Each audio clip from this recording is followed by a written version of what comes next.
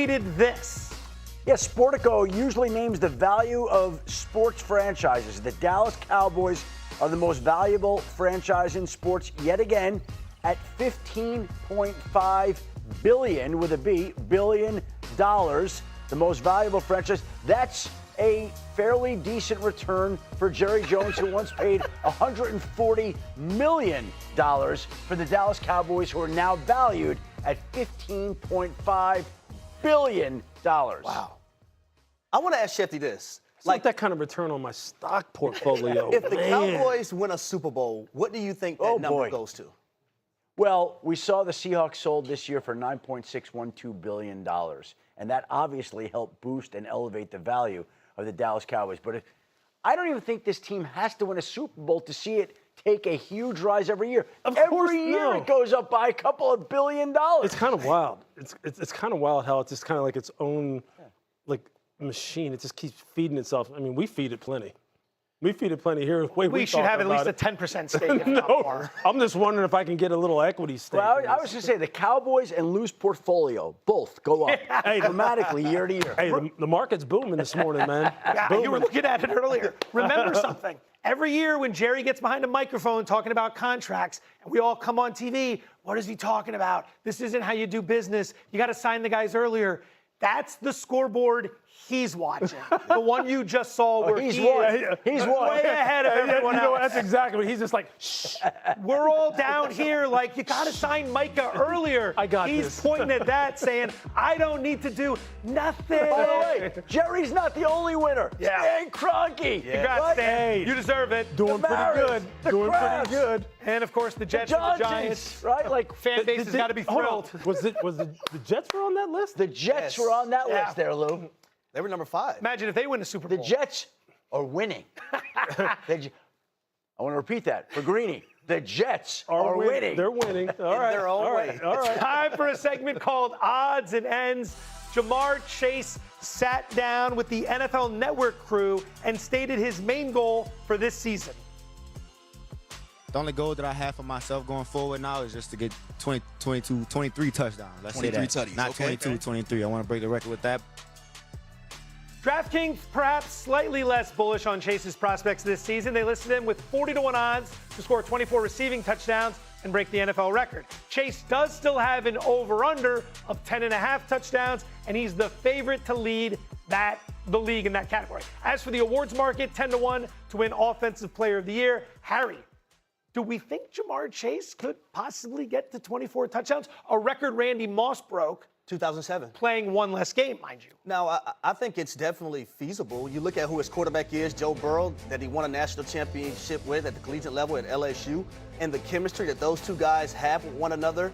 I would also add, if this does happen, that tells me that we have defensive coordinators not doing their job, or we have players in the secondary not executing the plan correctly, because Jamar Chase is going to be a game breaker on everybody's board in that meeting room.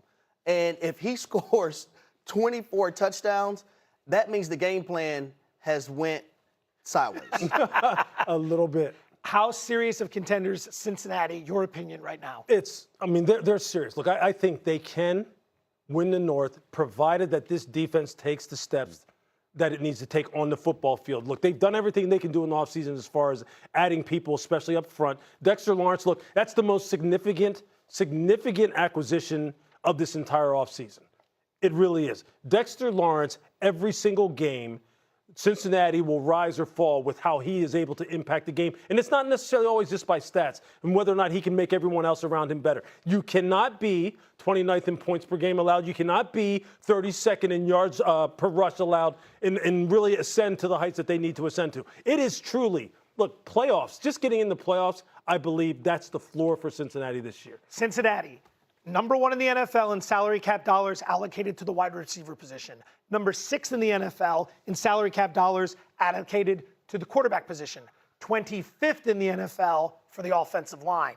That could be the big bugaboo as it's been in the past for the Bengals. Well, I think that the Bengals recognized how much the value of their franchise had increased and took some of that money and spent it on all those defensive players because the Bengals spent in ways that the Bengals don't ordinarily spend. So, see, they recognized there was a window here where they had to win now. They have to make their quarterback happy. There's too much stake. You can't waste all these seasons in Joe Burrow's career and expect that things are just going to keep humming along. Yep. That's not the case. So they went out and they spent, like the value of that franchise had gone up, which we now know it has considerably, and we'll see if they're rewarded for it. Elsewhere in the AFC, Dolphins' new head coach Jeff Hafley talked about how much he plans to use his running back Devon Achane this season. Listen to this. I just gave Achane a heads up this morning and told him he better be in good shape because I told him there might be some games where I have to pick him up and carry him back into the locker room because he's going to be so tired. And I told him I don't ever want to see one of these head taps all year. And he looked me right in the eye and said, "You'll never get that head tap from me." I said, "Don't worry, buddy. After you touch the ball 40, 45 times, I might have to pick you up and I'll carry you back into the locker room." If Achane does get 40 touches a game, he should have no problem hitting his season-long prop of 974 rushing yards. On the more extreme side, Achane 15-1 to lead the league in rushing, 7th shortest in the NFL. He's 40-1 to go for 2,000 yards. Schefter, you're laughing. Why is that? Well, 40 touches a game, conservatively, because he said 40 to 45. Yeah. 40 touches a game would give him 680 touches on the season. I don't remember the last player that touched the football 680 times during the course of a season. And I don't remember the last running back who was 5'11", 195 pounds, who touched the football 680 times during the course of a season. Look, they want to get the ball in his hands. That's the point of this. But how much they're going to be able to do that we'll see here as the season develops. They're excited about what Achane can bring to this offense. They signed him to the long-term deal. You know this team is going to want to establish the ground game, run the ball, play great defense. That's part of the plan. But 680 touches for Devon Achane. It's normally just the center position, but they're not exactly holding the ball as long as you would like so you to mean contribute in that we way. have a human pinata? I don't know if that's a good thing. You got. Could he be a top 5 running back this season? I think he already is. Look, when you think about this last year, he was number 1 in yards per rush, number 1 in plus 10-yard rushes, number 5 in total rush yards, and number 5, here's the one, number 5 in yards after contact per rush. The dude is a stud now. He's a stud. He cannot be one of those guys, though, that starts to approach the 290, 300 carries per game.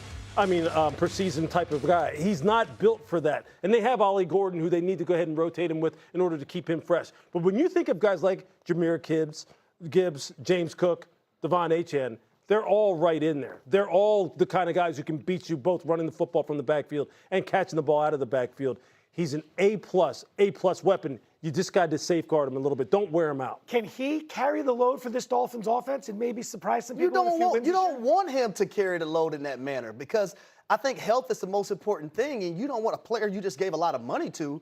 The best ability is availability, and if you're giving him the football that much, that means he's opening himself up to massive blows time and time again. I not only feel sorry for him, I feel sorry for Malik Willis, their quarterback, too, because you need other guys to defer to on this offense.